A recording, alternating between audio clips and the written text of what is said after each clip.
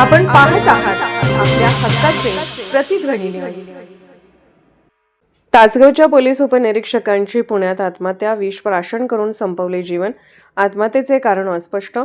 आमचे तासगाव प्रतिनिधी अतुल काळे कळवतात की तासगाव पोलीस ठाण्यात प्रशिक्षणार्थी पोलीस उपनिरीक्षक म्हणून कार्यरत असलेले सूरज मराठे यांनी बुधवारी पुणे येथे विष प्राशन करून आत्महत्या केली असल्याची घटना समोर आली असून अद्याप आत्महत्येचे कारण अस्पष्ट आहे।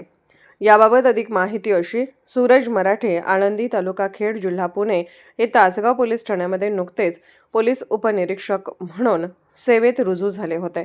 शांत, अभ्यासू व कर्तव्यनिष्ठ अधिकारी म्हणून त्यांची ओळख होती। गेल्या 8 ते 10 दिवसांपासून ते रजेवर होते। त्यांनी विष प्राशन करून आयुष्य संपवल्याची बातमी तासगाव पोलीस ठाण्यामध्ये कळताच सहकारी अधिकारी कर्मचाऱ्यांनी हळहळ व्यक्त केली आहे।